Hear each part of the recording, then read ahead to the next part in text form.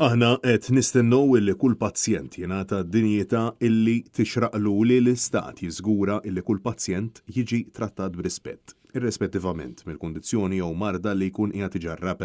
Sostnittan persuna ma' Net News illi omma preżentament għaddejja bil-kura kif qed taffaċċja l-isfida tal-marda tal-kanċer fil-mudullun, multiple myeloma, illi waslet sansitra għal ksur fil-qadam.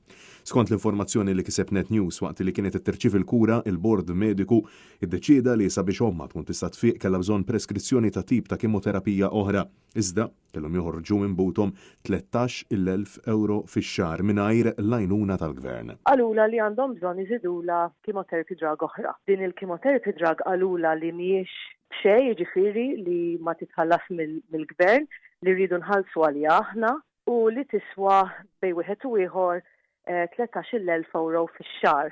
Jiġifieri aħna malli smajna dal-ammont astronomiku li kellna nħallsu aħna minn butna bdejna nfittxu kif ħanħallsu dal-ammont. Qalula wkoll li hemm lista ta' mediċini li huma covered mill-gvern u hemm mediċini li mhumiex. Din il-chemotherapy drug mhijiex covered mill-gvern, jiġifieri mhijiex covered għax huma għandhom lista ta' mediċini li jistgħu jiġu covered imma din mhijiex xorta tista' tiġi administered by Mater Dei, jiġifieri staff ta' Mater Dei, imma għall-mediċina as-saċ irridu nħallsu għalija. U qalulna jekk tridu tistgħu tippruvaw tieħdu l-flus mill-Community Chest Fund. Ovvjament, fil-waqt li ma tistax toqgħod mingħajr dan it-trattament tal-kanċer spjegat magħna li l-assigurazzjoni kienet lesta tħallas l-ewwel xahrejn. Għalaqstant hija insistiet magħna li qed tistenna li l-istat ikun jista' jgħin b'kull mezz possibbli wara snin ta' ħidma s-servizz tas-soċjetà. Insistiet illi ma huwa veru xejn li l-gvern iħallas għal kull forma ta' kura f'Malta. Il-gvern meta jgħid li jagħti l-kost kollha ta' treatment dan mhuwiex il-każ. Hemm ħafna kost li huma covered mill-charities Maltin. U għalulna jekk tridu tistgħu tmorru saqsu l-Community Chest Fund u waraw xi jgħidulkom. Fejn jidħol cancer, time is of the essence. Jiġifieri aħna kellna naraw eżatt immediately kif ħankunu nistgħu nħallsu għal dat trattament. Luckily l-insurance qalulna li jistgħu jikkaverjaw 2 months ta' trattament.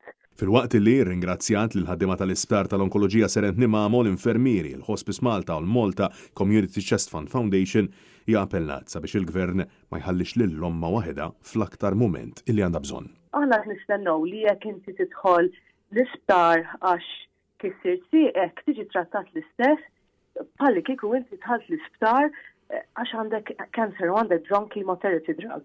U ma nistax nifhem għalfej jażlu li ma' mediċini ħajħalsu għalihom u let. It's not a menu, it's not pick and choose. Il-pazjenti m'għandhomx ġifieri ix-xelta li jażlu lejjina ħaniħu dit tip ta' droga jew droga oħra jekk chemotherapy drug mhux qed taħdem għalik u it-tobba jgħidulek li trid iżid chemotherapy drug oħra m'għandekx xelta, ġifieri you don't have a choice in the matter. U aħna bil-fors il-mami trid tieħu il-chemotherapy drug.